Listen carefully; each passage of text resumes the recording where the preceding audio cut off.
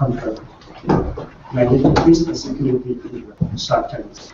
And we are honored to use for Governor Michael Lucas. We are honored to introduce Governor Michael Lucas, the co-founder of the chairman of the Global Forum, to give welcome to much. Thanks, Mark, very much, and thank you all. I'm dressed informally today because in Boston it's a holiday. This is Patriots Day. It's not a national holiday in the United States. It's Patriots Day. Commemorates what actually was the beginning of the Revolutionary War and the famous battles of Lexington and Concord. And it just so happens that this is a day when the world-renowned Boston Marathon takes place, as you know, tragically, a couple of years ago. But there are 30,000 runners coming to Boston, and as somebody who ran the Boston Marathon as a high school senior in 1951, when we had a record field of 300, and there was no shoe made to run on hard surfaces. I ran that race in low-kid sneakers. I have to watch the race, so we're going to move quickly here. Get started. At 11:15, I've got to walk out the door and take my third chance assistant. Working only sporadically. And get over to meet Kitty at the corner of League and Kent Street. So watch them there.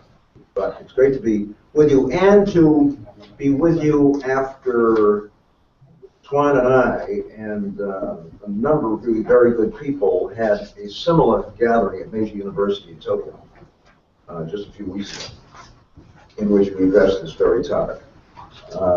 And as all of you know, there's nothing like being on the scene and getting a sense of what's happening. It was some very good people. And I may have some thoughts to report to you about that, but certainly a valuable opportunity to look at this problem and with some very good people from most of the countries involved, including some excellent people from China who were there. And were a pleasure to work with. But we are now continuing our discussion on how to create a framework for peace and security in the Pacific. And we thank you all for coming, and those of you who are participating with us through the magic of modern information systems. And I don't think there's any question that this topic remains and continues to be a very important one. One which could raise many, many problems, on the other hand, offers opportunities for great progress here. And that's what we're going to be talking about. So welcome everybody, both here in Cambridge and around the world. And now I want to turn it over to my friend and colleague Joe Nye, who has been so much a part of this to kick this off, kind of set the stage and get our discussion going. So Joe, welcome back. Joe is just back from a little jet lag, he said. He's just back from the Netherlands, where he was at a very large international conference on the whole issue of cyber warfare, and whether or not it isn't time to see if we can't think about some rules on that score before we end up with a kind of international cyber war which threatens us these days. So welcome back. Thank you. You look pretty good so far. Anyway, see you around, Joe.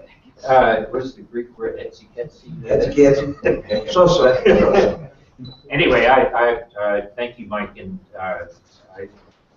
I usually watch the battle in Lexington with the reenactment, but this year I skipped it partly because I was jet lagged, and also because no matter how many times I watch it, the Americans always lose.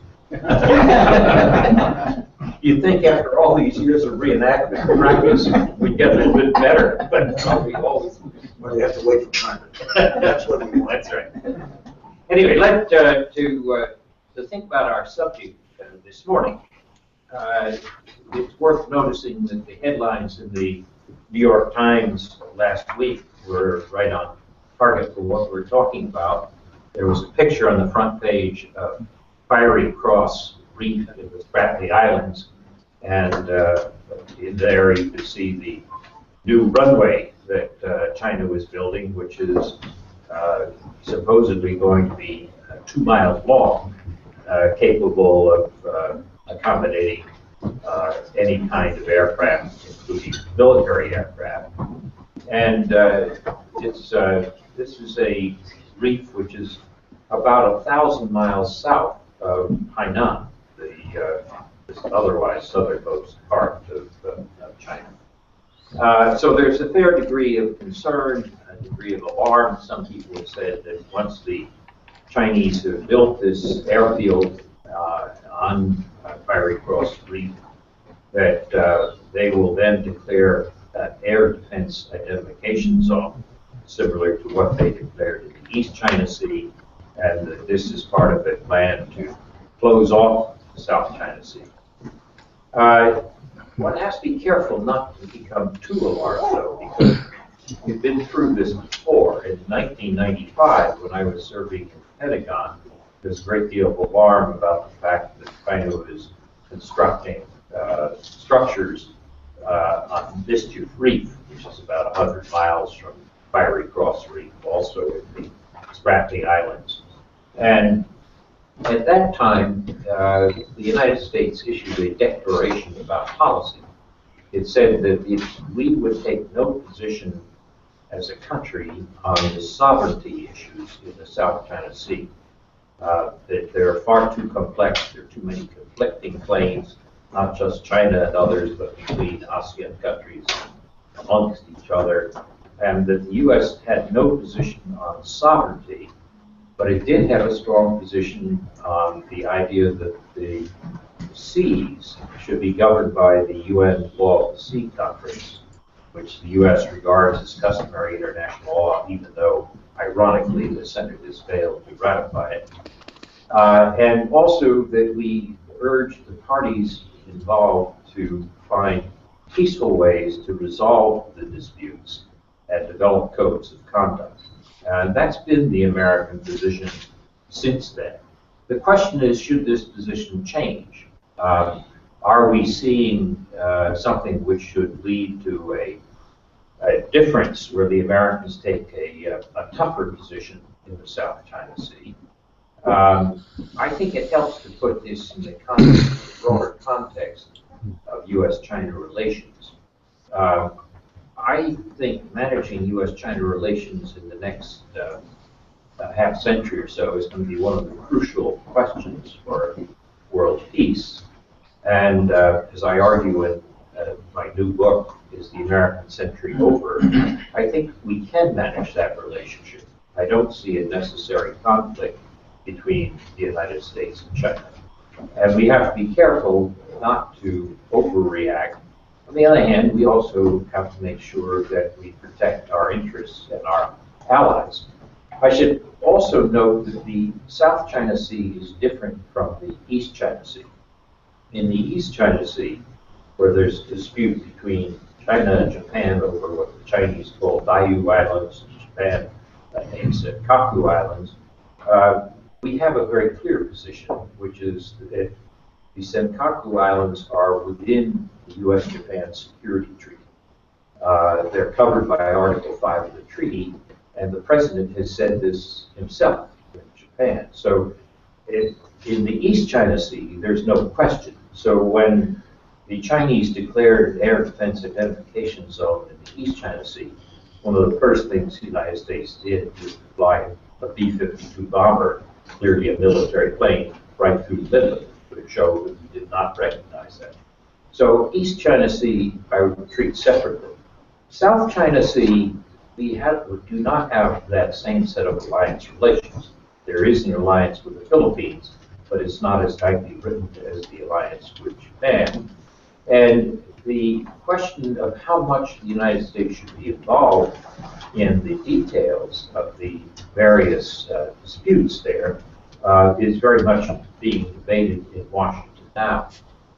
There are a number of proposals of what American policy should be, whether we should depart from that policy which I described, the way we reacted to Mischief Reef in 1995. One interesting proposal is by former Ambassador Charles Freeman. And Freeman points out that if you look at the Spratly Islands, there are 44 features, meaning rocks, shoals, atolls, little bitty islands, and so forth, which are occupied. And that, in fact, is all the occupation. In other words, the number of features in this sea which could be occupied by a state, it's full. Everybody's got a piece. His argument is that we ought to have a standstill. In other words, instead of trying to sort all this out by some sort of overall formula, just say that there's a standstill, and that under international law, those in possession will keep possession, but there will be no changes. Now, it's interesting, if you took that position, guess who would get the most out of it? Vietnam, which occupies 25 of these features. Is it counting the paracels? Or No, just the Spratleys, just the Spratleys. Second is the Philippines, which occupy 8. Third is China, which occupies 7. Fourth is Malaysia, which occupies 3. And fifth is Taiwan, which occupies 1. One of the interesting questions about this proposal is, would China agree to it? Because it clearly means that others have gotten into the occupation game a bit ahead of China.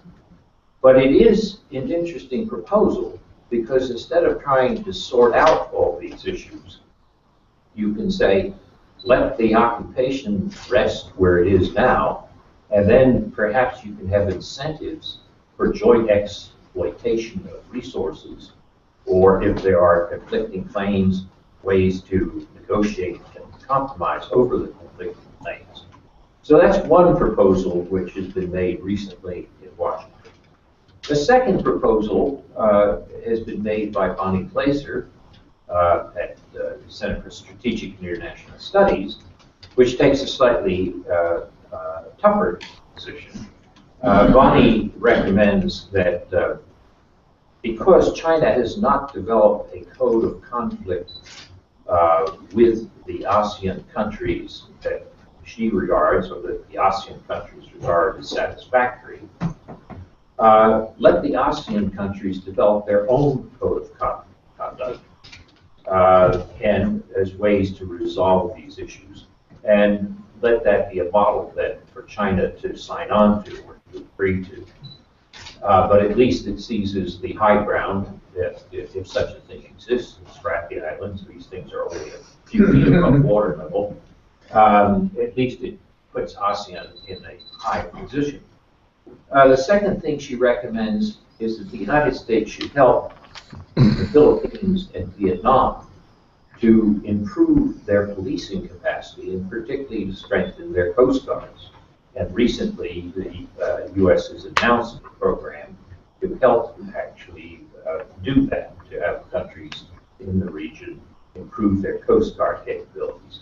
This is of some importance, because if you remember when China parked a oil drilling rig in the Paracel Islands, and it led to a 77-day confrontation between China and Vietnam, most of this was a battle among Coast Guard ships who were ramming each other and firing water cannons at each other and so forth. Eventually, it changed when there were anti-Chinese riots on land in Vietnam. The Chinese realized that they had to find some way to make sure they didn't ruin their relations with Vietnam overall, and move the oil rig, but with no resolution of the underlying conflict about control of the territory. The third thing that Bonnie recommends in her paper is that we state in advance that we will not recognize an air defense identification zone. So try to deter China from announcing such a zone by making it clear in advance that it will not be recognized.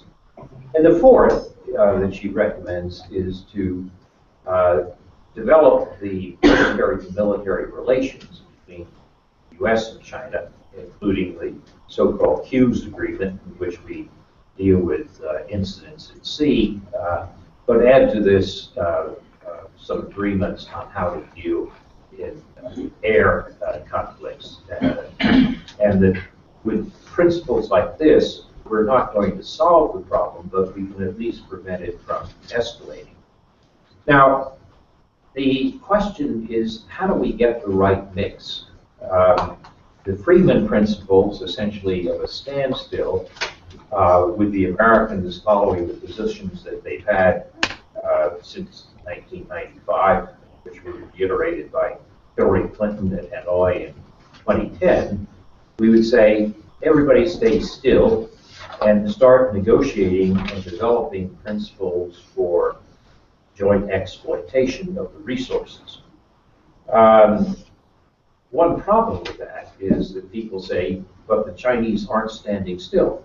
They're building. As Harry Harris, the commander of the Pacific Command, made the facetious but understandable remark that China was building a great wall of sand in the South China Sea. So if China had stopped, it'd be one thing, but since it's not stopping building, then perhaps the Friedman proposal is not enough. On the other hand, if you take Bonley's proposal, the question is how much does the United States become not a interlocutor valable, somebody who's neutral between the parties, but is clearly on one side against another. And to what extent we want some of these disputes, which incidentally, from an historical point of view, some of them are very dubious. I mean, it's not as though this is Chinese aggression against clear claims. Some of the claims are pretty clear. Some of the claims are very dubious.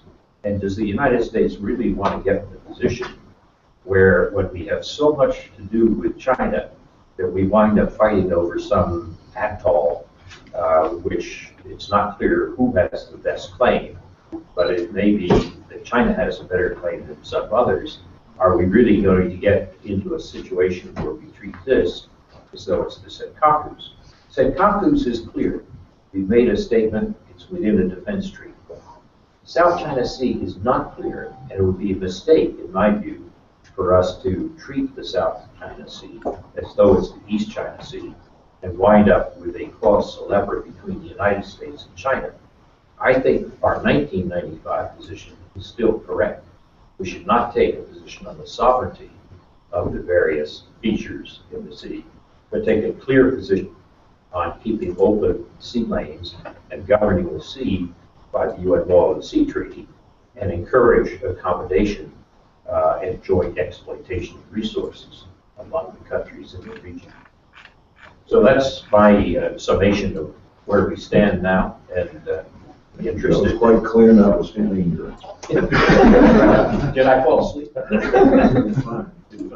Two questions of clarification on the East China Sea, which I know is not our main topic here, though.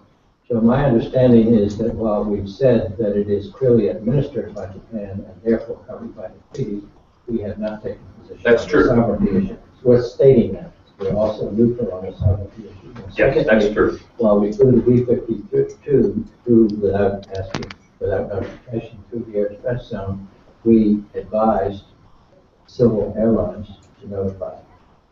No, These those, are two qualifications to the way you put it. no, those are both true, and the reason that the United States is not taking a position on sovereignty is we have said that the issues of the 19th century of who occupied these islands first, who had control at what time, is not relevant to the period today. And like after 1972, when we transferred Okinawa, including the Senkakus, to Japan, that put them under the U.S.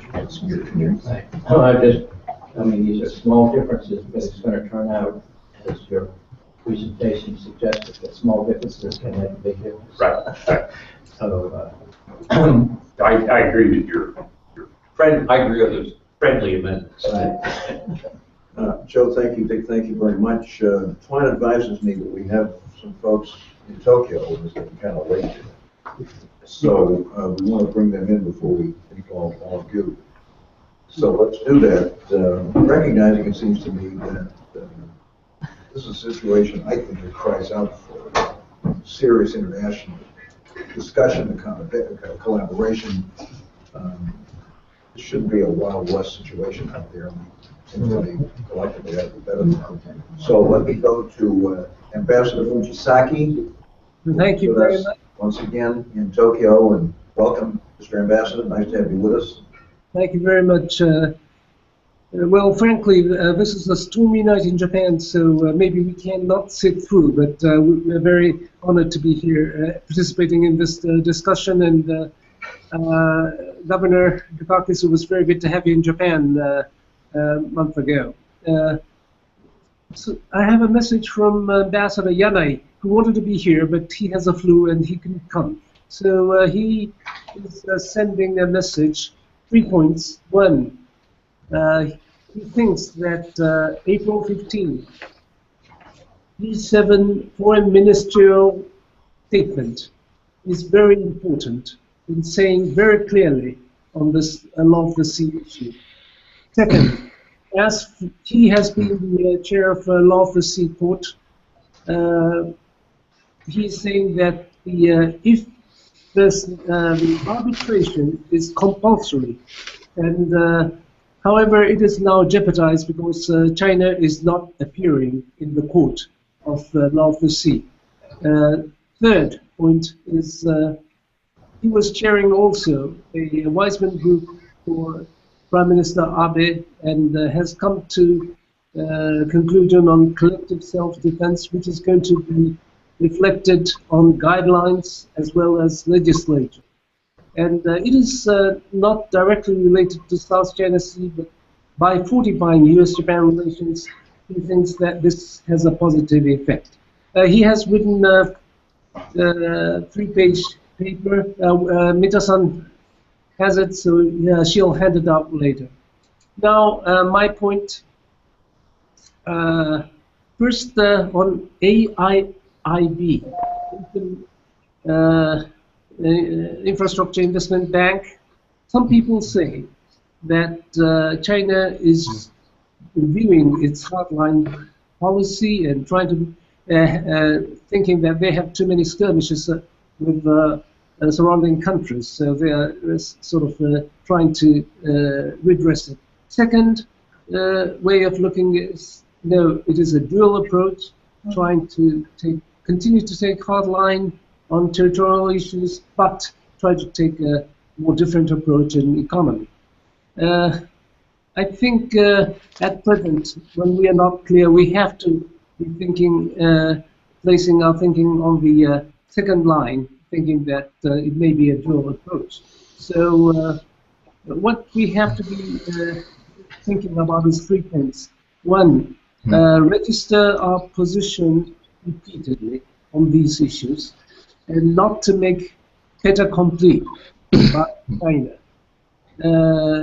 Standstill is a very good idea, but as Joe has said, if one side is not really doing standstill and others would develop their position, it's going to be changing. So we have to be very careful about standing still. Second is to exchange information amongst like-minded countries. We should not give an image that other countries are ganging up against China, but we have to be very clear that we are not accepting those, and we have to exchange sometimes cooperation amongst other countries.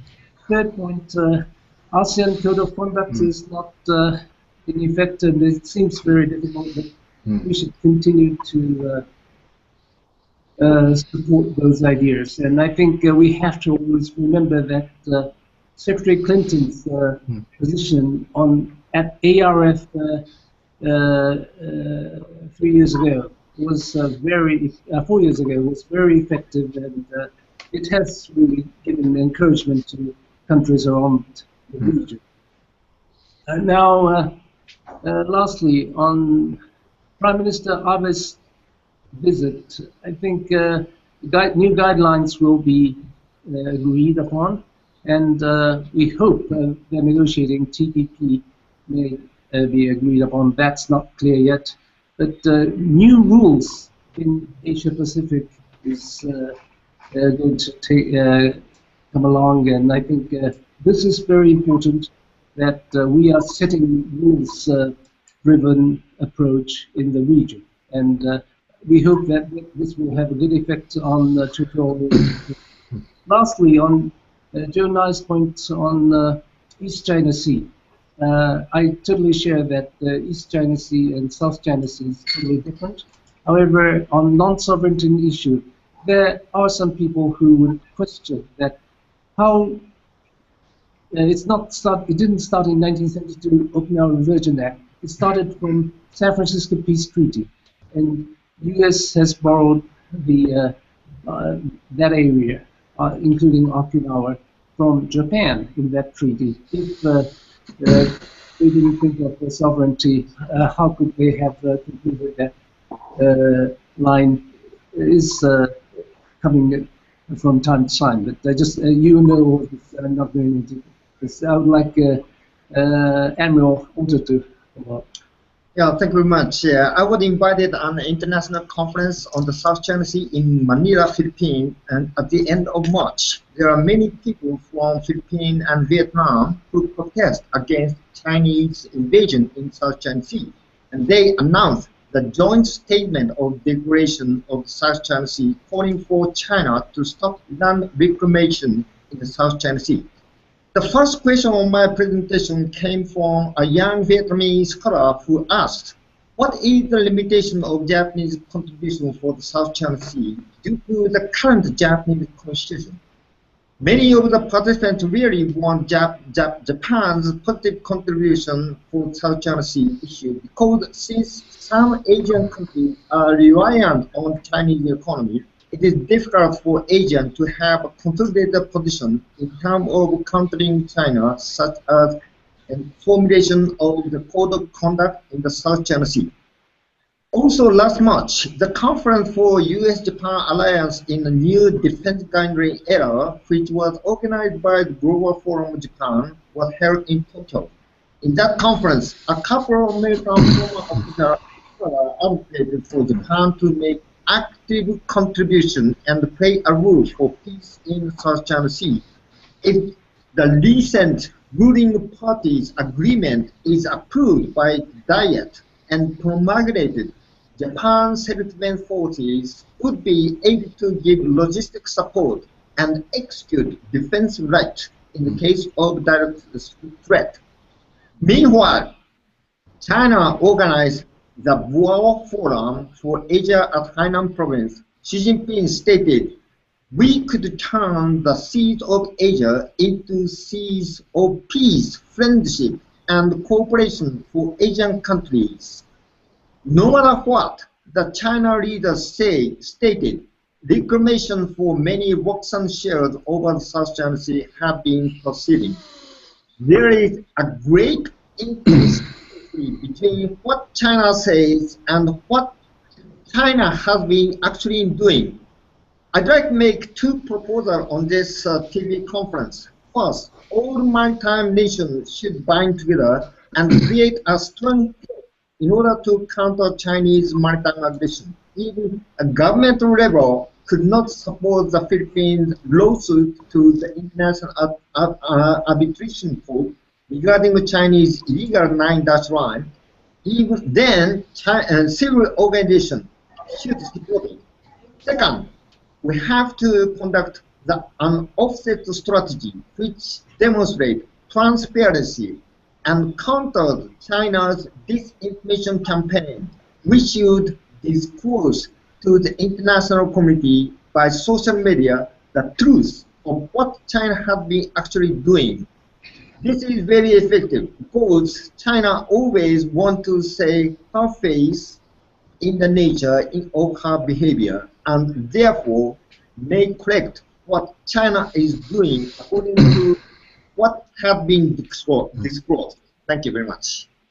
Thank you both very much. Okay, I want to come back here to Cambridge, where we're meeting today here at Harvard University, and want to turn to Tom Patterson, who's been one of the founding members of this Boston Global Forum. Tom, welcome, and give us your thoughts about it. Yeah, thank you. Well, what Twan asked me to do was to simply kind of bring you up to date on what Boston Global Forum has been doing to advance this issue.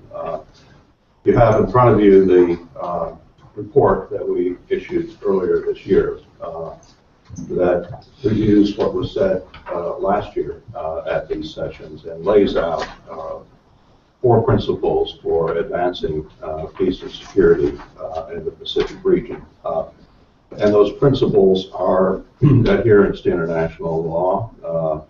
Those already talked about the UN Law of the Sea and its importance. Mutual respect among the affected countries, including greater transparency, regional interdependence, and there we concentrate particularly on the economic dimension, with the idea, of course, that economic interdependence can lessen other kinds of tensions.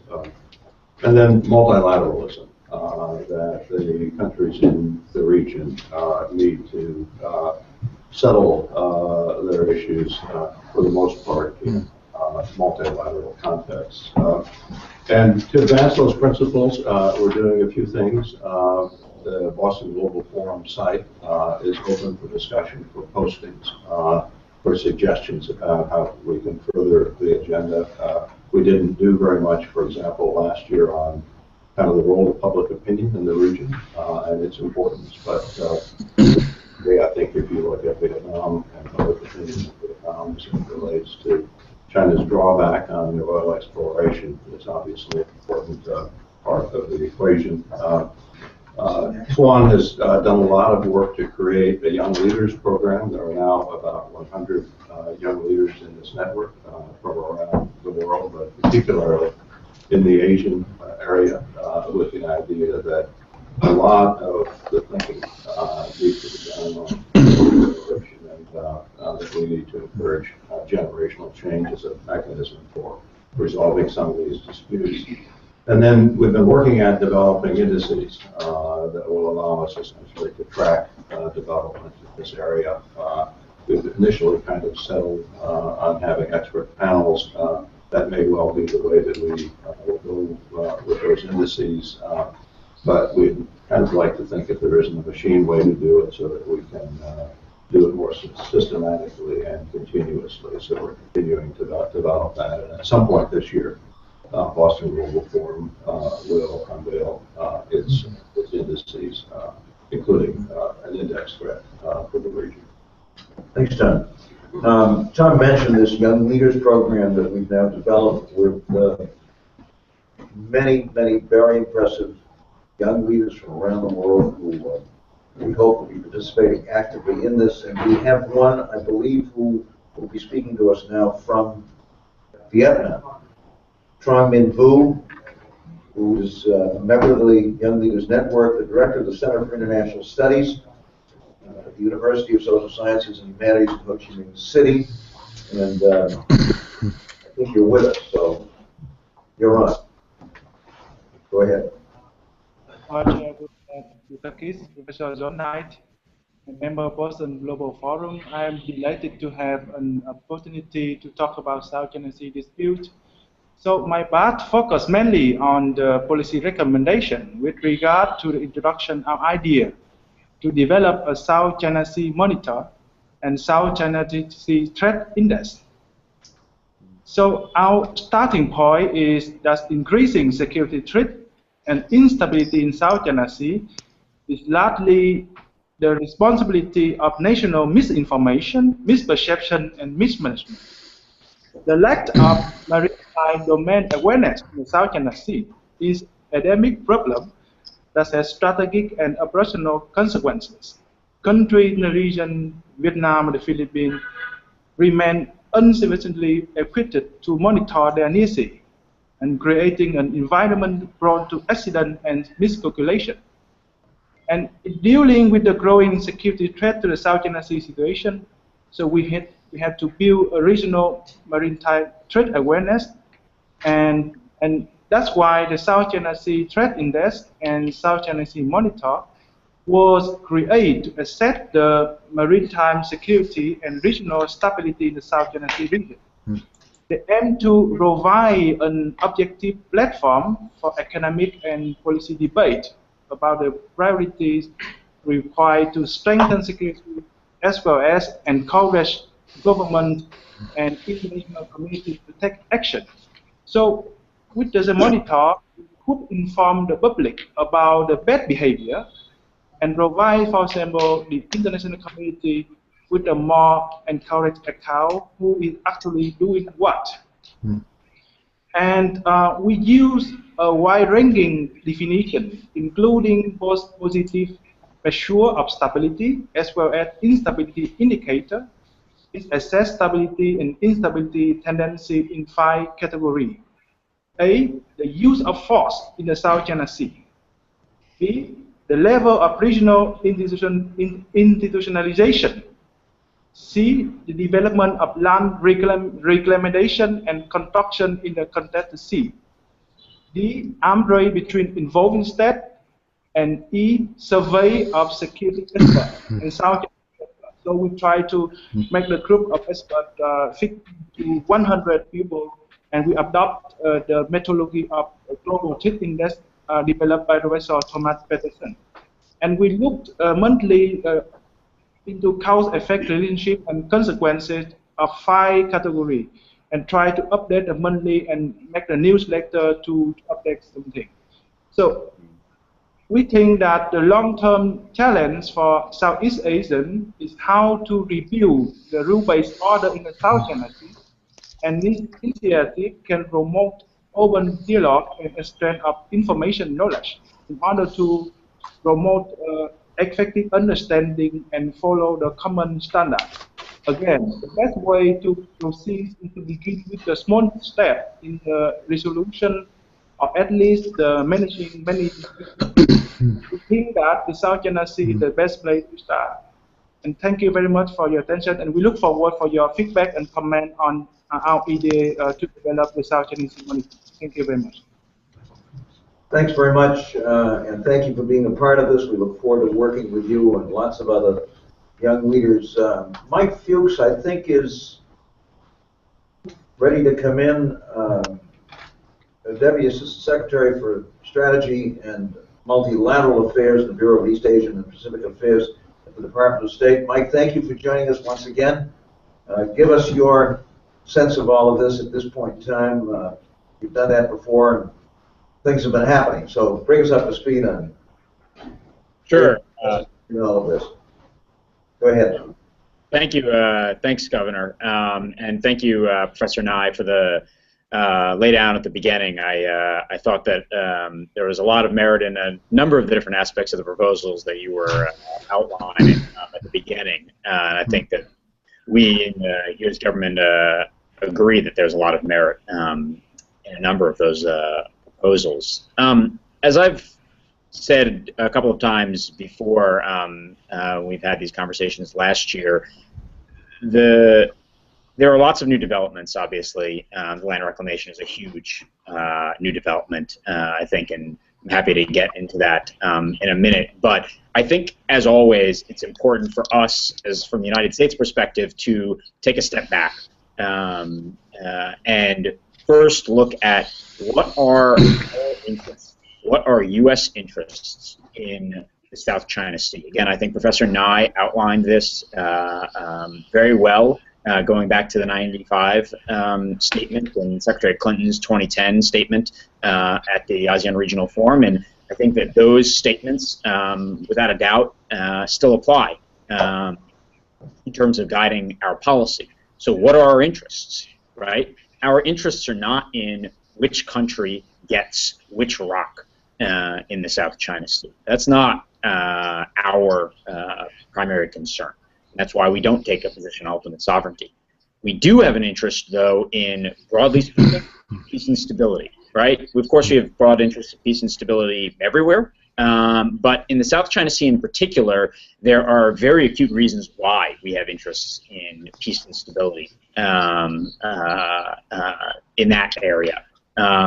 First, obviously, the amount of trade, global trade, that goes to the South China Sea on a day-to-day basis, on an annual basis, is tremendous. My last recollection, something to the tune of $4 trillion a year, roughly, in commerce goes through the South China Sea. And obviously, so anything happening in terms of an incident that might spiral into a conflict in the South China Sea could have tremendous effects, not just on the claimants, but on the United States, but more broadly in the world. Frankly. But second, of course, United States has broader interests in peace and stability in that region, with the countries neighboring the South China Sea, and in terms of defending our partners and allies in the region. So making sure, again, that we're upholding freedom of navigation, as was alluded to before, the free flow of commerce, are vital interests of the United States in the South China Sea. Now, what are the concerns, right? I think a lot of folks who've spoken so far have mentioned some of the key concerns. I think land reclamation is a major concern. It's but the newest, frankly, of, I think, a long list of concerns concerning behavior that we've seen from a number of the claimants, and in particular, I think, China, in recent years that give us all pause. So first, it's behavior that we've seen, I think, as a major concern in the last year. Then, in particular, coming from China, you've seen incidents with both Coast Guard as well as naval and fishing vessels running into each other, coercion, intimidation, other threats that, again, are not conducive to peace and stability and addressing these disputes in a peaceful way. The second concern, I think, is the potential, obviously, for what could happen in such a combustible environment. And obviously, again, a lot of people have mentioned some of the factors playing in there, and I think this is where the land reclamation comes in, which is this is not necessarily a question of how many acres are being constructed or built out here. It's what does China plan to do with those outposts? Why are they being constructed in such an incredible pace and scale that is completely different from that of what the other claimants have done in recent years and decades? You've seen the Foreign Ministry in Beijing begin to offer some explanations for what those outposts might be intended for. I think if you look at those explanations, I think most of them don't really hold water. But I think that China can be more inclined to explain what it intends to do with these outposts. But again, I think that's another obvious area for concern. I think another area of concern is one that we made very clear, again, repeatedly, which is the ambiguous claims. Again, I agree with Professor Nye that our policy remains that we don't take an ultimate position on sovereignty, but we do take a position on claims and whether or not claims accord with international law. And again, we've made it very clear, especially in the last 6 months or so, what our concerns are over China's ambiguous 9-dash line claim. And the reason is not because we believe that we are the arbiters of international rules, norms, and need to provide judgment on that. The reason is because ambiguous claims can lead to miscalculation, miscommunication, and again, provide more ground, frankly, for accidents because there is such ambiguity about what those claims are. And this is the case when it comes to, I think, China's 9-dash line, which they have not clarified in a way that is in accordance with UNCLOS and international law. And so we've encouraged China to clarify its claim. And I think that's, again, one of the reasons why that until that claim is clarified, you will find it difficult for countries to enter into cooperative arrangements. Again, people talk about joint development. I know it was mentioned before. In principle, I think that we are very supportive of joint development. However, in practice, I think one of the problems is that if you don't know what areas countries are claiming, it's very difficult to enter into a cooperative arrangement for something such as joint development. So those are the concerns. Now, again, I think that what the United States is doing, I think, to uphold peace and stability, again, as we've done for decades in South China Sea and in the Asia-Pacific, is very much in line with the report that the EGF put out. I know Professor Patterson was outlining some of the principles there before, which, again, I think are very consistent with what U.S. policy is here. We are undertaking a number of activities to, again, uphold our interests in peace and stability in the South China Sea. So we've made our concerns very clearly known, publicly and privately, in the region, to China and to others as well, over particular problematic behavior, including the land reclamation. Second of all, I think, as Professor Patterson mentioned before as part of the report, multilateralism is a huge piece of the solution here. I think that, again, if you look at the South China Sea disputes, again, part of the reason why, again, they're different from the East China Sea is because you have so many different actors, so many different claimants as well, but then so many other countries as well that are dependent upon these sea lanes for trade and commerce. And so you need a multilateral solution, and that's why the United States has been encouraging ASEAN and China to quicken the pace of negotiations on the Code of Conduct, but more broadly to also use the forums that we have at our disposal, including the East Asia Summit, to try to find solutions to these problems. And that's something that we're going to continue to do. Mike, let me break in on you for a second. So where are we on that? Because it seems to me this is a situation that cries out for some kind of permanent regional organizational framework, which you have a discussion here, and which, even if they're somewhat reluctant to do it now, China is encouraged, pushed, whatever, to begin participating in this. Otherwise, we end up with these disputes among individual countries and so forth when, everybody has to be involved. Where are we on this? I mean, is there any indication that China is prepared to be part of something like this? What are we doing to try to facilitate that? Tell us a little bit quickly about that. Sure. Well, I think, Governor, as you know very well, I think the multilateral piece of this is a necessary piece, but of course not sufficient.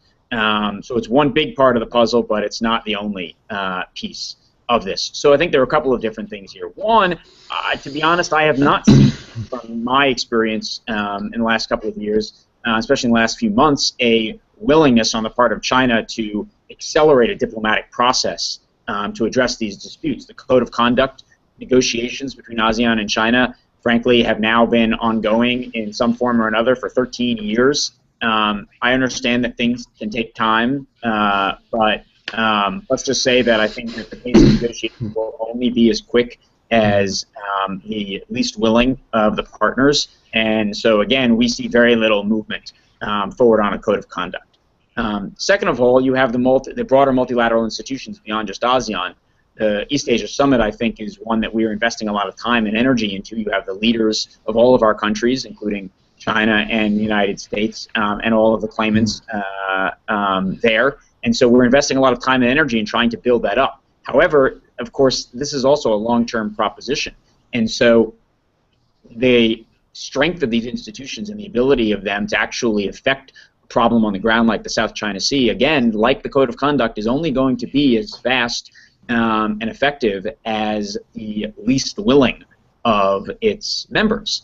And so, again, I think that there are many for instance, the Eastern Summit and the ASEAN Regional Forum, which are the two of the primary mechanisms that we have, including China, but not just including China, that do not want to see these organizations sort of kick into high gear when it comes to trying to address these problems. So I think that there are a couple of things that we can do, and we are doing, to try to shape at least this piece of the puzzle.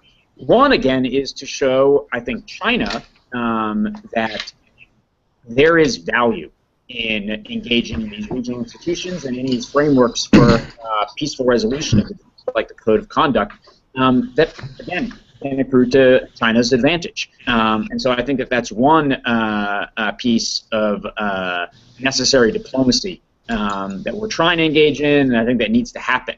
The second piece of it, though, is what the rest of the region is doing. I think that, again, discussions like this, where we have representatives from a number of other countries around the region, a number of the events that Ambassador Fujisaki was mentioning before that are happening and have happened, are, again, necessary pieces of this puzzle to try to ensure that all of the countries in the region who have a stake here, making it very clearly known that the way this is addressed is important to everybody.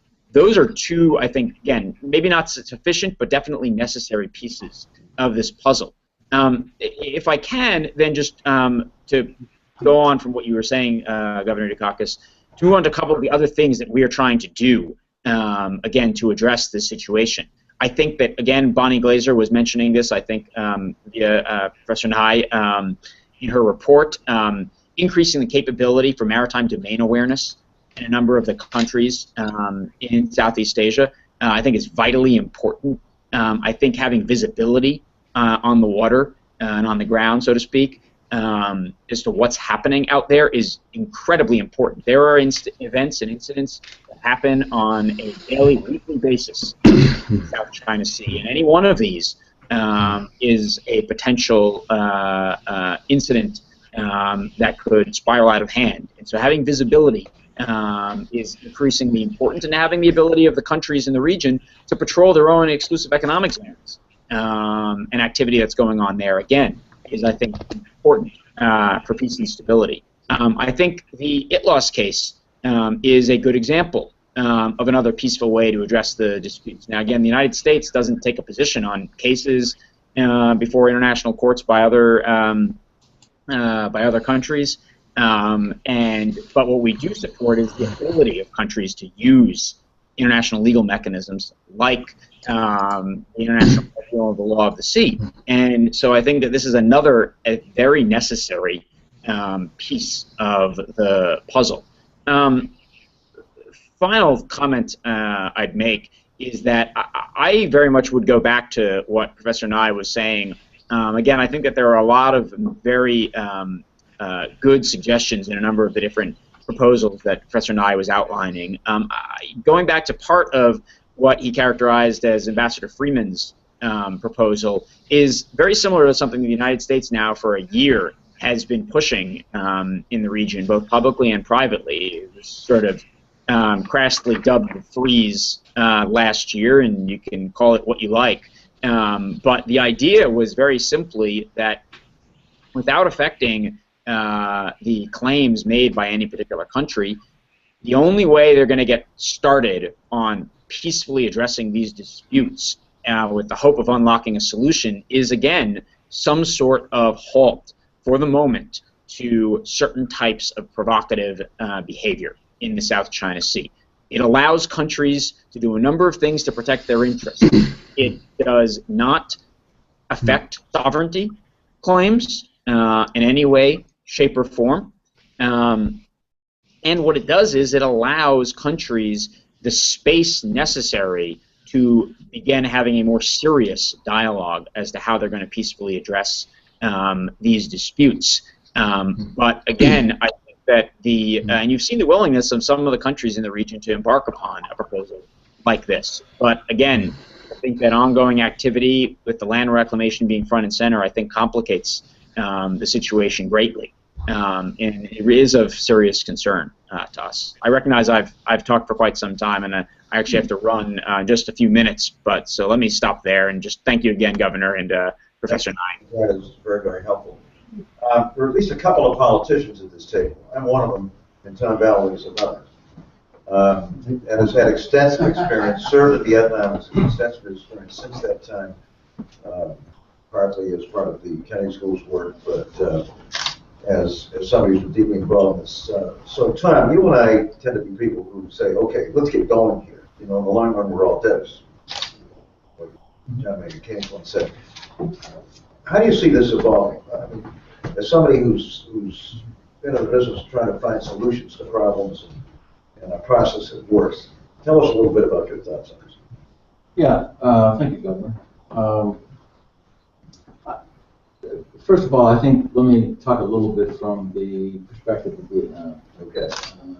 And I might talk a little bit later when we hear from the Admiral about the Indian Ocean. We also work in Myanmar, which has a connection to the Indian Ocean.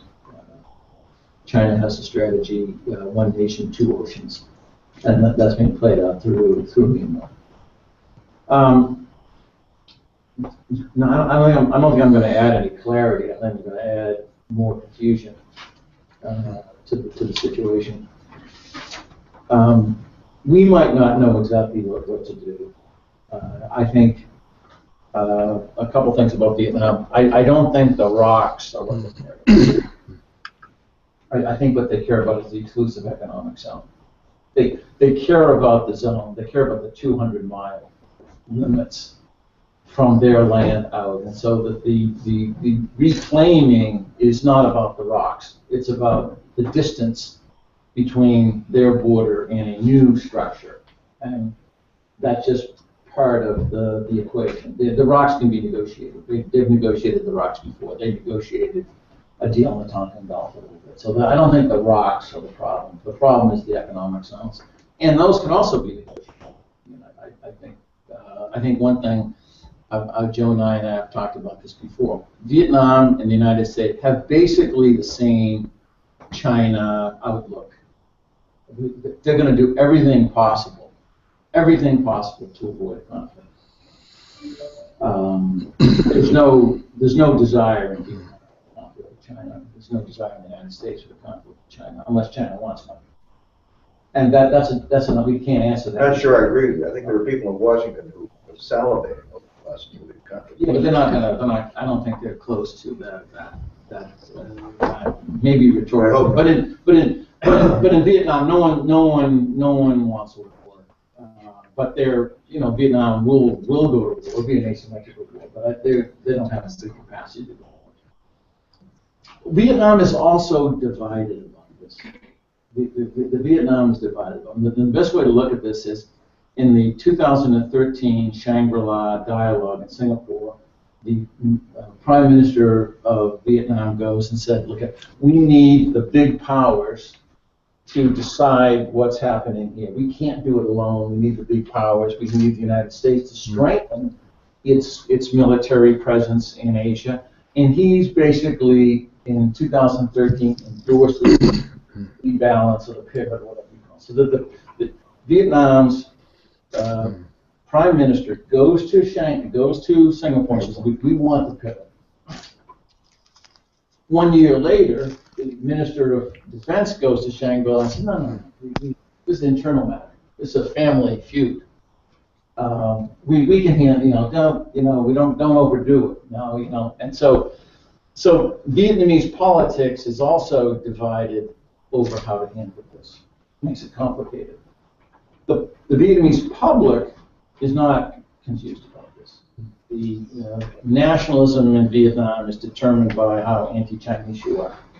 The reason why we have the Boston Global Forum is that Mr. Tuan used to fool in this neighborhood of expressing Chinese, Vietnamese nationalism on Vietnam Net, and it became an issue in Vietnam. It's still an issue in Vietnam. It's less of an issue in Vietnam. Now it's more acceptable in Vietnamese politics to have anti-Chinese discussions. Okay. It's simple to have an anti-American discussion. It's not allowed to have an anti-Chinese. So the other part of the changing dynamic in Vietnam is the rise of the internet. Internet in Vietnam is extremely powerful political mechanism. It's extremely open. It is not blocked. It is not censored. You can watch the BBC. You can use Google. You can use Facebook. Everything is basically online. And that has created a different form of media in Vietnam. It's called left-wing media. Left-wing media is bigger than mainstream media in Vietnam. And that is fueling part of this debate in Vietnam. But I think the situation is being dealt with, I think, pretty well in Vietnam, with sort of letting that expression take place without having a major strategic desire to have war. So yeah. And I assume Vietnam would welcome some kind of regional framework. Yeah, the problem, Governor, is that the region's divided too. That ASEAN is not of one mind about what to do, and so that the forums that you would go to for a international deal, they have sides, and the sides aren't sorted out yet. Those sides aren't sorted out, so it's messy. it's extremely messy. I think the other big new players, Indonesia, I think the new president of Indonesia has had a very important change in the strategy of Indonesia with respect to fishing rights. So that most tuna fish comes from off the coast of Indonesia in Indonesia's 200-mile economic zone. That was open to everybody before.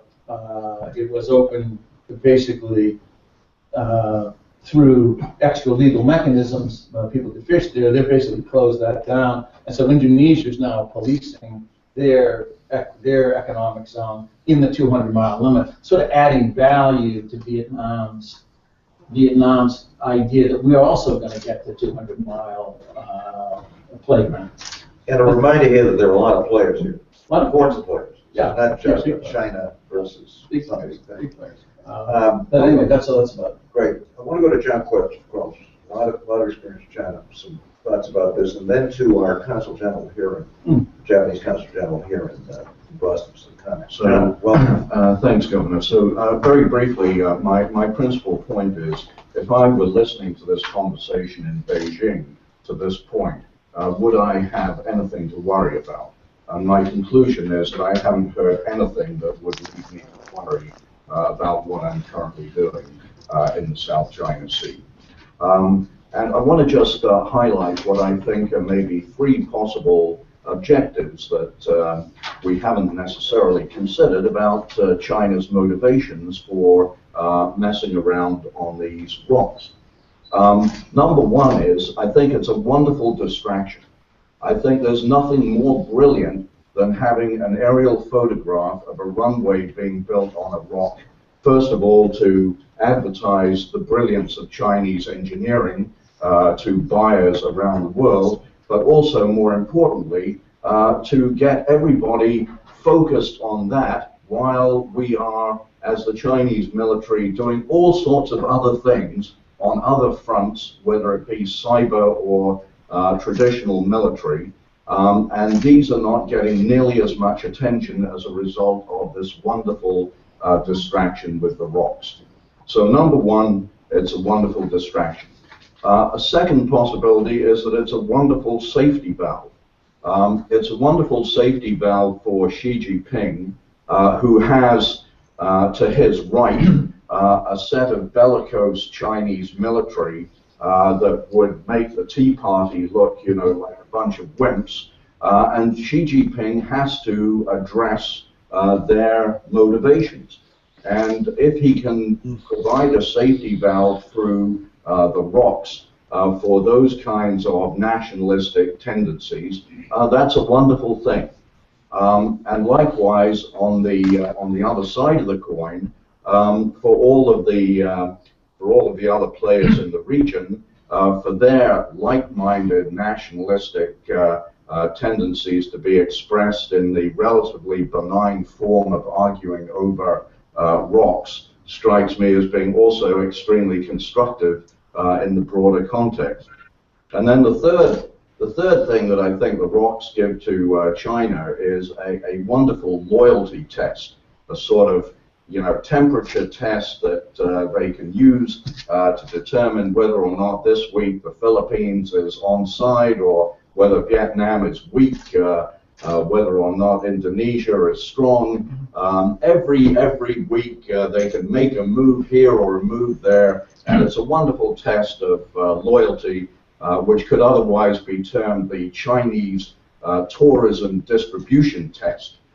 In other words, wherever we don't see the loyalty that we demand, we shut down the tourism industry and the flights to Manila stop for the next few months. So I know this is a little bit provocative and a little bit cynical, but my point here is, you know, nothing that I have heard is looking at this from the point of view of Beijing and Chinese objectives with respect to this issue. We're thinking in terms of a grand scheme, when in fact this may be a little bit of a distraction, and the grand schemes that are really important are not being addressed. So I'd be very interested in hearing from our China experts how they would think that Xi Jinping and Beijing actually view this particular issue that we in the West have become increasingly obsessed about. Thanks, John. Quick comment from Consul General Jimeno, and then we're going to go to our Chinese experts out there and bring them into this. Consul General, welcome. Yeah, right, Nice to have you on thank you very much. And thank you, Gabriel. And thank you, Joe. And because I don't claim myself as a China expert, so I will be concise. But I'd like to touch on one of the questions friends from the State Department mentioned. What are our interests, or particularly American interests? He emphasized the importance of open freedom of navigation, which Japan certainly agreed. But we also think it is very important for us to emphasize the importance of the respect to the international law, rule of law.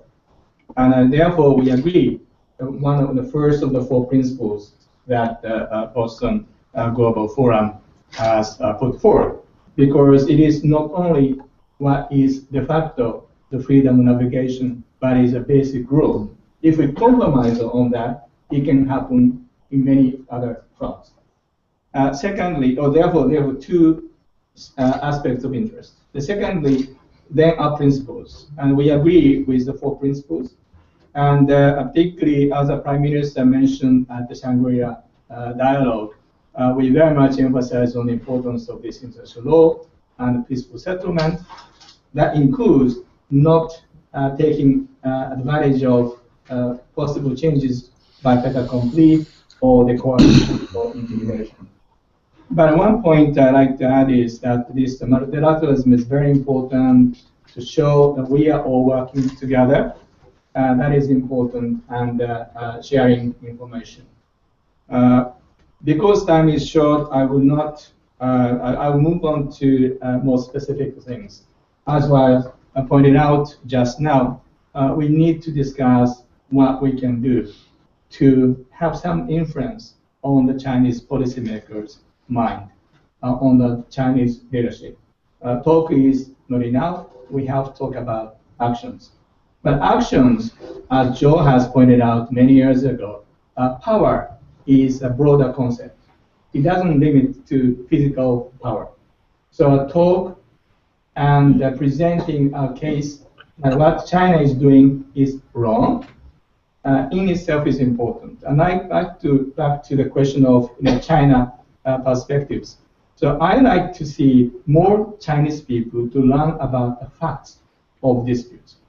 Because patriotism litmus test also applies within China. And people may just believe whatever the government is telling is absolutely true. But it's the more we share the information about facts to the people of China, including Young Leaders Program, I hope we might do something about it. Secondly, economic aspects also matter. The Chinese people, leadership realize they have to change course because of not only the political tension with Vietnam, but also some other economic ramifications. Finally, physical issues.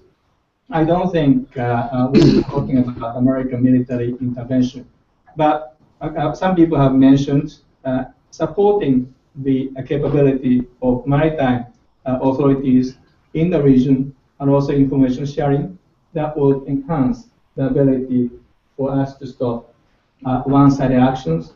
Therefore, it will increase the cost of wrong actions by the Chinese side. So these are some of the things I think we should encourage and we can try. And I'm sure there are many other great ideas, but we should be trying to discuss what concrete actions we can do together and in harmony. Thank you very much.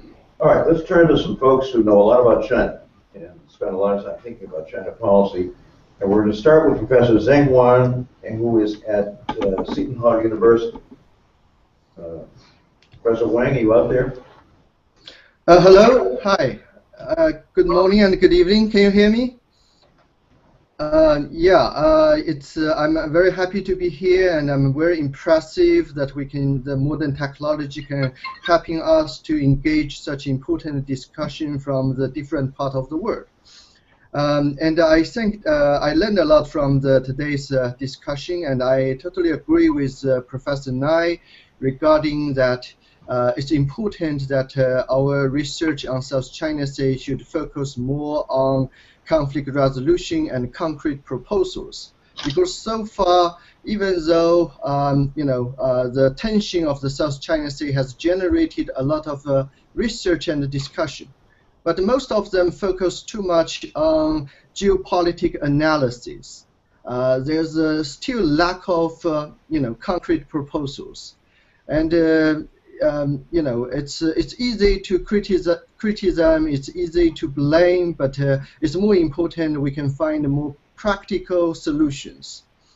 And also, I also agree that since that a lot of discussions so far, all over the world focus on China and China's position on South China Sea, I think it also highlights that the importance that we need to conduct more research and trying to understand better about China's positions.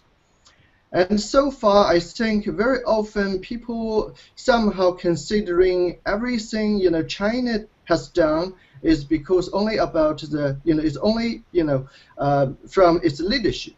But sometimes people overlooked the importance of how the people think in China, or the perceptions and attitudes inside China. And actually, we can say that in today's China, the people's opinions, all the perceptions people have actually played a very important, more and more important role in China's foreign policy making. And very often that the government, they has to work with these public opinions. So from that point, I think it's quite important for people trying to avoid when they discuss about China from the outside looking in and trying to from the inside perspectives. And also I think it's important that when we talk about there's multiple parties and multilateralism, I think it's important we have more discussion about South China Sea, but we should also be careful when they have too many parties involved in this discussion. And the different parties maybe have the different agendas, different motivations. And maybe this kind of will just further complicated the situation. So we should try to avoid that, because basically the tensions, the disputes in South China Sea is basically still these several countries they directly involved. They should find the solution, and of course they need more kind of the discussions, researches from different countries. But the countries outside should be careful what kind of role the countries they can play in these disputes. For example, we have some discussion about United States and what kind of role United States can play. And I think that for the United States, maybe should consider more to play the role as a facilitator, peacemaker, not necessarily as a mediator, but should trying to work more on trying to helping this country to work together rather than simply place itself on the opposite side of China. And talking about the concrete proposal, we mentioned about joint development, and I think maybe this is a direction we should work on more, and we should try to think more, because with current situation, I think basically we should realize the division or allocation of the ocean space and features among the claimants is not it's not totally possible, but it's not totally impossible, but it should be very, very difficult. So joint development, and especially if we could have some more concrete ideas about how to conduct joint development, maybe could be a helpful way and the right direction for the countries to work on. A couple of years ago, I wrote an article. I have talking about one particular idea is that maybe these countries could think about whether the possibility of creating bilateral or multilateral joint ventures for joint development. The reason to have the joint ventures is that could somehow, because the negotiation will not focus on the process of sovereignty issues, but talks more about the between the parties the distribution of shares within the joint ventures.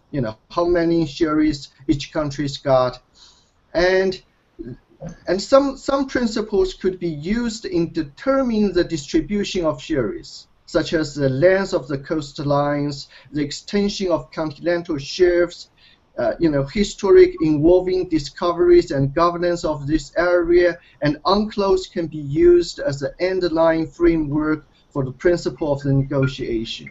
And this kind of negotiation, maybe it's, can be helpful to go around the nationalism, and it's actually, we have to realize that the nationalism is very high among all the involving states. It's not only just in China. And the nationalism and the conflict interest, economic interest, is actually a major problems for the, they come together, is actually the major problems for many of the current problems. So to be practical, I think the parties should try to think about how to go around this nationalism. And maybe this kind of joint ventures, ideas maybe can, helping these countries to focus on trying to find the solutions. Because basically we have to say the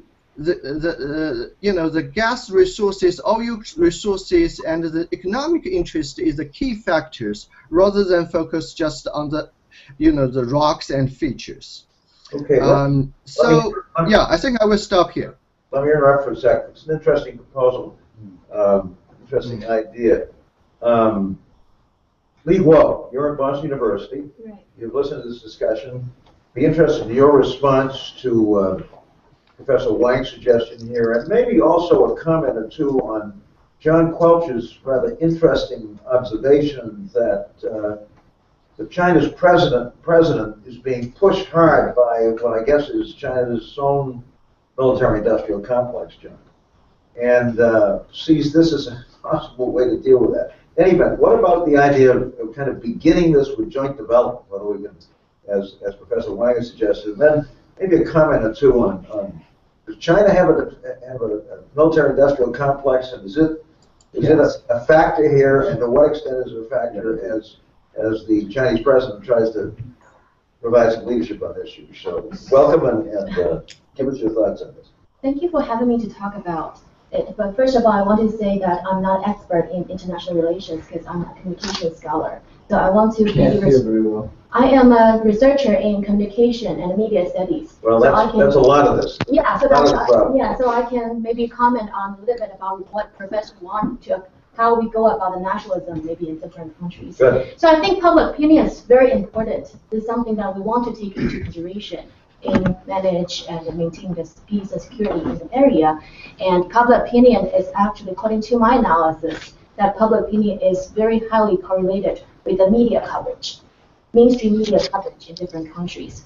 So if we have a very fair, rational media coverage, it can contribute to this discussion. That may be a contradiction in terms, but... Yeah, but if the media coverage is biased, is irresponsible, it cannot do anything good to the problem and can even worsen the situation. So I think, for example, based on my observation, China's news coverage about this issue, they always try to relate the issue to the historical legacy and then the national root, national identity. And then they try to frame all other alternative voices as illegitimate. And accordingly, that public opinion in China's social media, looking at monitoring social media comments, public opinion on social media tend to be very nationalistic and not irrational. And also, let me interrupt for a second. Yeah.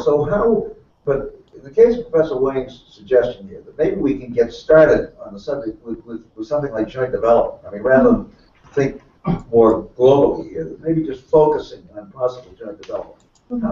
Would the Chinese public opinion support that, do you think? I think so, because I think Councillor raised a very good point that if government says something, Chinese citizens will listen to whatever the government says. But I would say it's not true in China. China's social media is more open right now, and the people do criticize what government say if they don't believe so. And I think social media is very powerful in China. People tend to listen to different kinds of voices, and the people tend to follow like public opinion leaders, like non-profit organizations, experts, and scholars for their opinions and to help them to shape their own opinions on this issue. So I think maybe young leaders in different countries and different in the international community can take the power of social media to provide, so our independent analysis more available to the public. So that's also a way to contribute to the discussion. And the other comment I want to make is that we also want to look at maybe the news coverage in other countries. For example, based on my analysis about the Western media, for example, U.S. media, I think before the problem has been solved, before in the process of we are trying to solve the issue, Western media should also provide a responsible coverage of the issue. But based on my analysis, I see journalists in the United States, they tend to use a lot of strong words to describe China's position in this issue. They use words like dangerous, causing fear, threatening, conquer, to try to portray China as a superpower, seem like China is bullying other neighboring countries and portray neighboring countries as like victims. And also that can also have very strong effect on the audience opinions in different countries. For example, I've seen a lot of Facebook pages that have been launched to address this issue. For example, one page is called Stop China Invasion of the Philippine Territories. So you can see that's a very one-sided page, and that actually got a lot of likes on social media. So is that on Chinese social media? No, it's in They don't have Facebook. Facebook in China. They don't have Facebook. On Facebook, I would say that biased news coverage will stimulate and sort of anti-China sentiment in many places. So I would say that independent scholars, young leaders who participate in this forum can provide our analysis more available to the Chinese public and also the public in other countries. And as communication scholars, we can also use our skills, like advanced research skills, to monitor social media public sentiment, public opinion on social media, and make it available to policymakers so that policymakers can always refer to them with it. Okay, I want to go to Dick Cooper. Dick, where are you? Yeah. Did you leave us? I want to go to Dick Cooper, and then I want to bring in some folks with a different perspective, one from India. And I'll try the best we can in the next 15 minutes to get as many folks involved in this discussion as possible. So, Dick, let's start with you. Well, I'm an economist by training, and I'm really an interested outsider to all of this. I'm not sure I have any special knowledge, or I didn't a few months ago. But I'd like to mention you a book by Bill Eiton, who's a British journalist, BBC journalist. This was just published within the last 6 months, full of extremely interesting information. My reading, I'm not a shill for Hayden, I don't know him personally, but I found it very useful.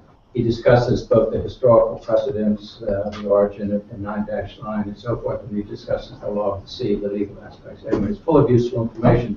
So one test of what was just said is whether the Chinese will allow this book to be published in China.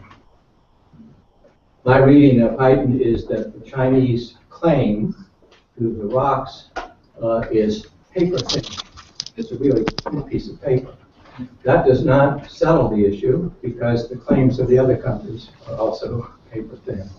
And so there's a lot of made-up history here. I mean, you use the word legacy. This is a part of the historical legacy. That is simply rubbish.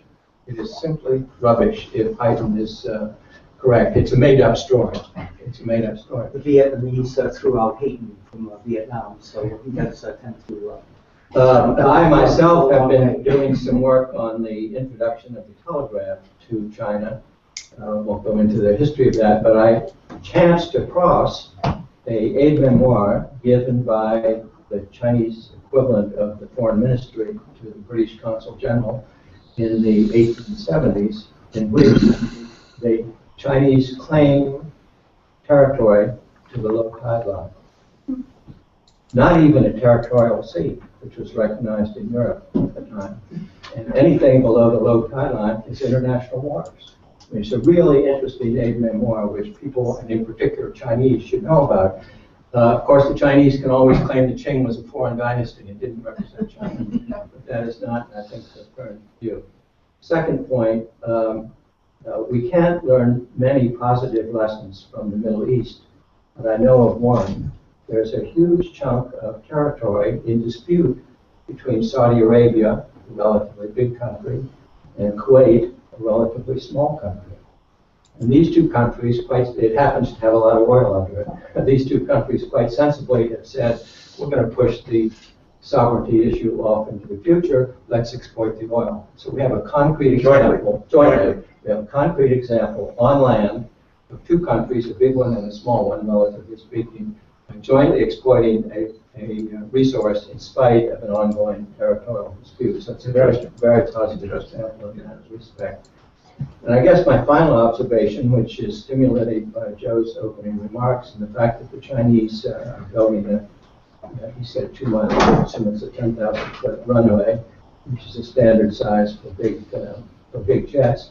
I don't know what the state of completion is. It hasn't gone very far. I say this only half facetiously. Perhaps we can persuade some of our aggressive environmental groups to intercede on the grounds that they are destroying the environment in the South China Sea. Greenpeace has a history of doing that. And if it is too far along from that, this is a more serious suggestion. I think we should say to the Chinese, we think this is a terrific idea. It's the biggest runway anywhere in the area, and we assume you will make it open to all comers. It's an open invitation. Anyone who wants, of course, they have to pay landing fees, but the Chinese will also have to pay landing fees in order to sustain it. But make it essentially an international airport in the South China Sea, and that would challenge the Chinese very concretely, and they'd have to take a position on that, and that would be a distraction of a different type. Mr. Vogel, quick comment. By the way, I mentioned you in Japan, talking about Japan as #1, and there was a very positive, warm response. So, Ezra,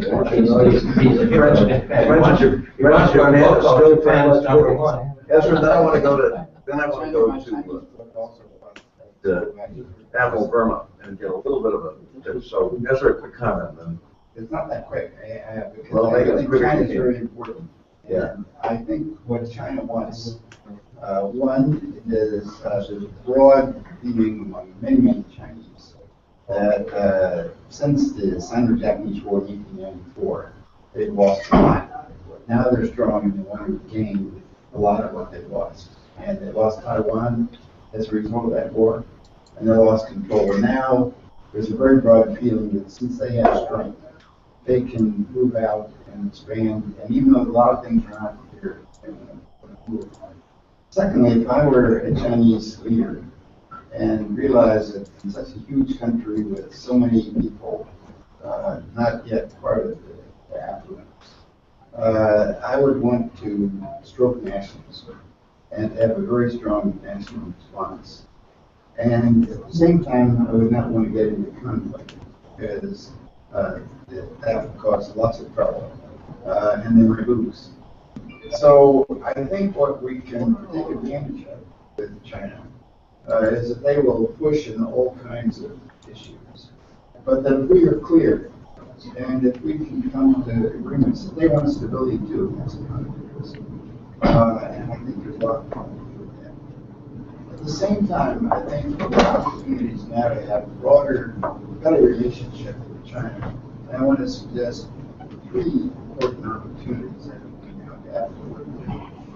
First, this is, as you know, the 70th anniversary of the end of the war. The Chinese going to do a lot of propaganda, and they're waiting very much for what Prime Minister Abe to say. And I think Prime Minister Abe now has a wonderful opportunity.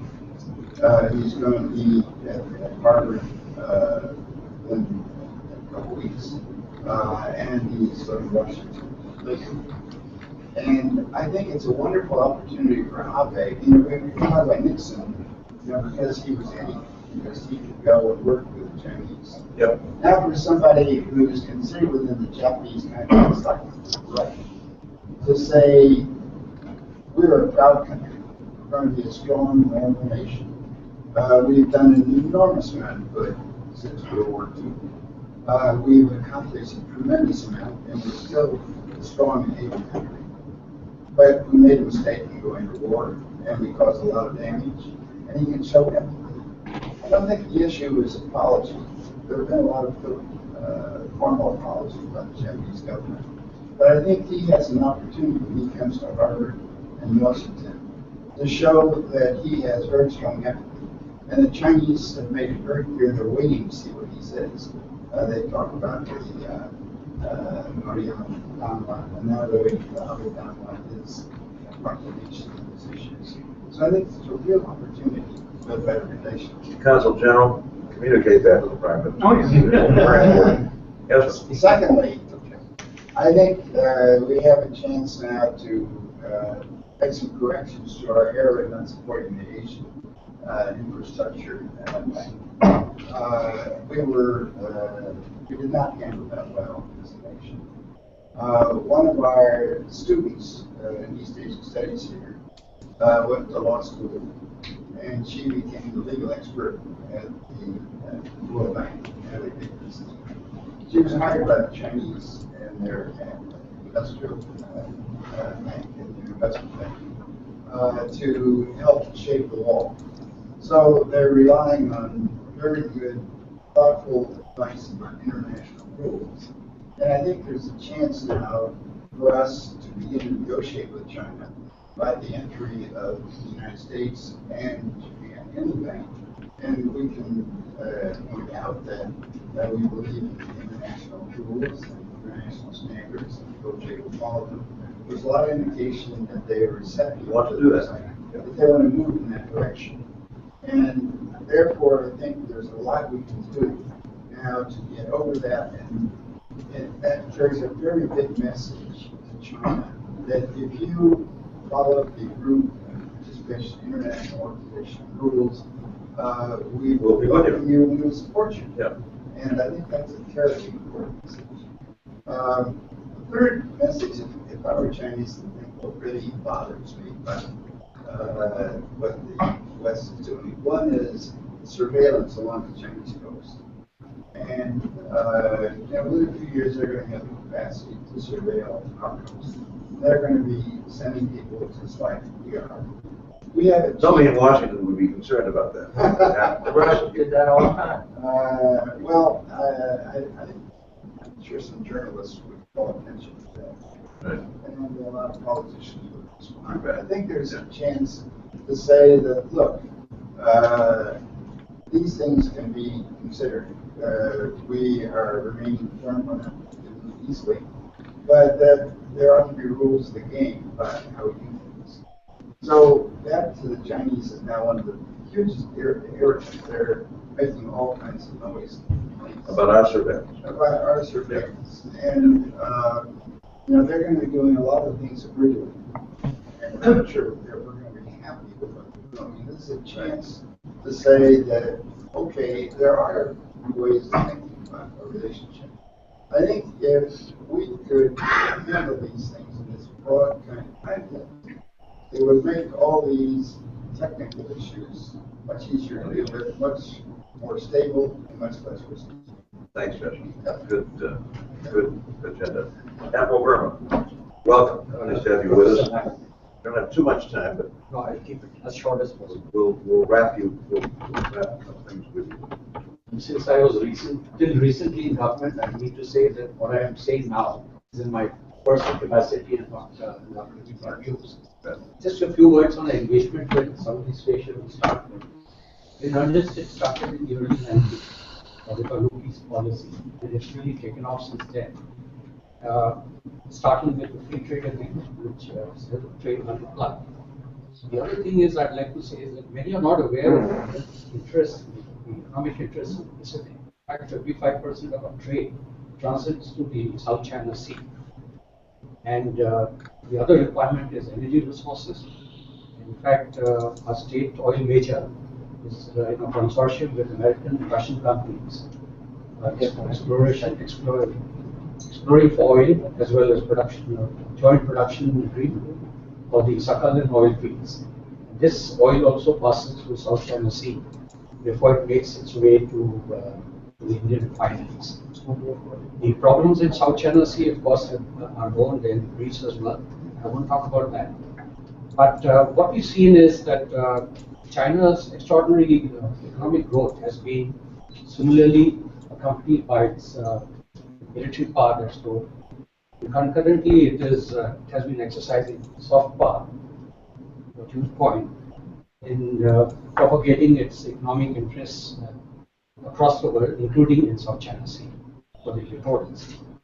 What needs to be flagged is that China makes a clear distinction between the need for safe navigation in the contested seas, which it agrees with, and issues of sovereignty on which it groups no discussion. And there is a sense of insecurity as far as the South China Sea littorals are concerned. This can be seen in the vigorous arming that they are undertaking. Nations which were just involved with constabulary duties in the seas are now actually acquiring combat parts. And in fact, the largest submarine acquisition today in the world is taking place in Southeast Asia. While they are arming themselves concurrently, they are also looking at other measures. Foremost on this is partnership with strong powers. The US, of course, stands out. And I would say the pivot or rebalancing has been welcomed by all the claimants in South China Sea. And we see a new vigor in the military partnerships.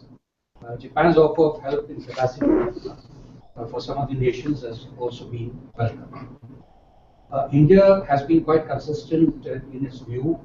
These were most recently articulated in the joint vision statement between President Obama and Prime Minister Modi when he came here for the first time ever last, where it was emphasized that the importance of safeguarding maritime security and freedom of navigation overflight throughout the region, and the need to ensure that disputes are settled in a peaceful manner. At the other level, we have, I would say, a very vibrant mill-to-mill cooperation with these nations here. For decades, we have opened our military institutions for their training. And apart from that, we periodically deploy to the Western Pacific, exercise with the nations the navies that are resident there.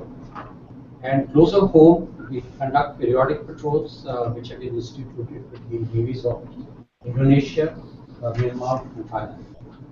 What really stands out is a set of exercises called Milan, which is conducted biennially in the Andaman group of islands on our eastern seaboard. It started off in 1995 just as a local initiative. The 5 littorals from Bay of Bengal participated. The last meet that we had in February last year had 17 nations and 15 ships being present. And this is without any extraordinary effort. It's a natural. This took place when? 2014 February.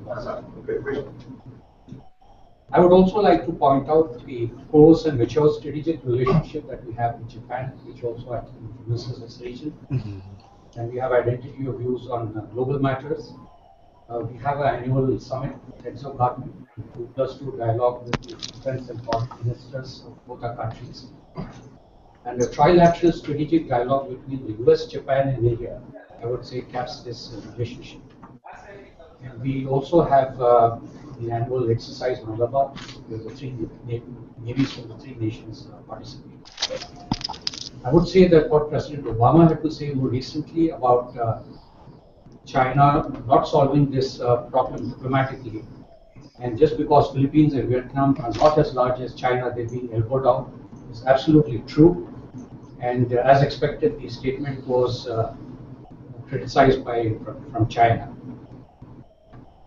The presence of US in the Pacific has contributed in a major way for peace and stability there over the last few years, last few decades. And but today we have a situation where its military superiority is being challenged.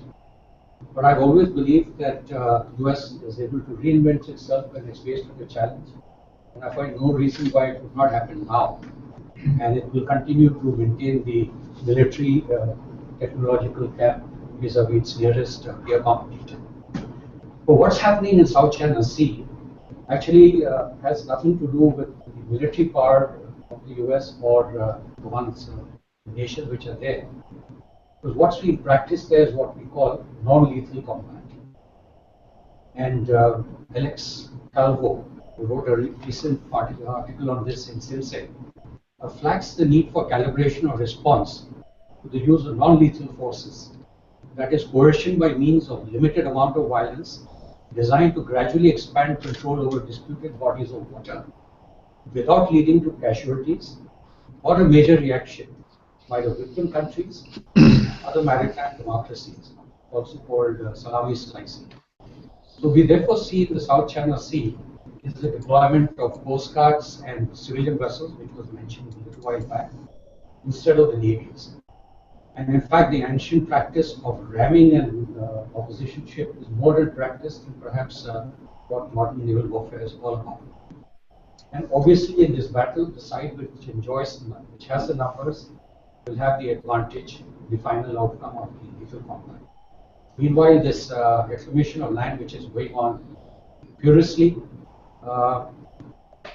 including the airfield, which would in fact produce unseen aircraft carrier 1,000 miles south of Henan, is going on whilst I would say the other players seem to be just waiting on the sidelines. The issue is as to what should be done or could be done in these matters, in this state of affairs.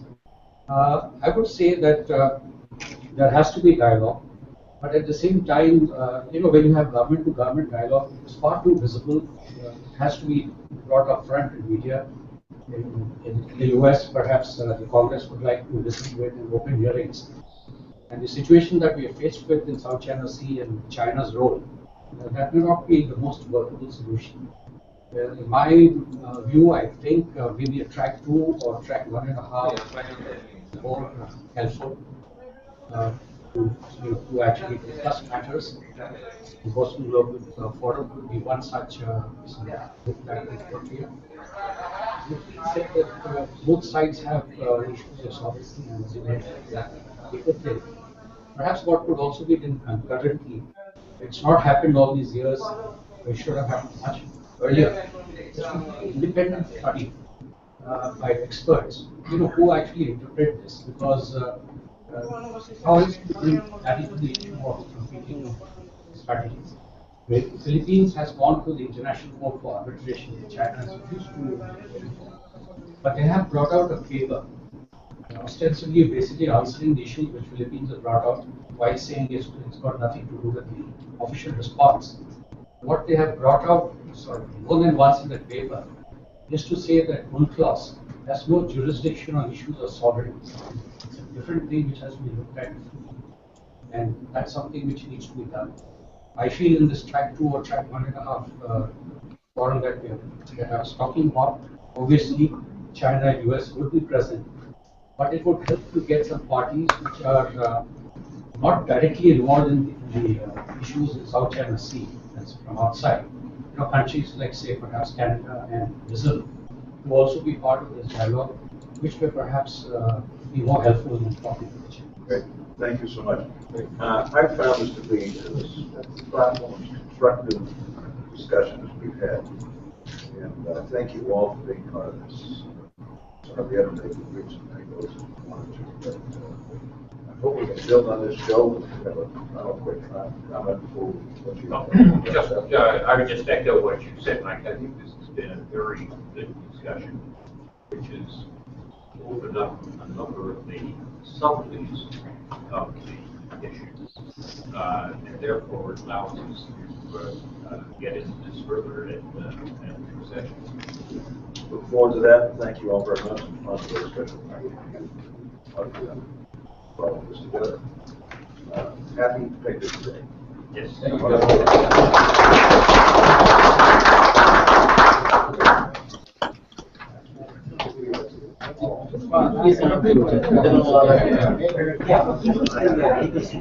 Thank you very much for attending.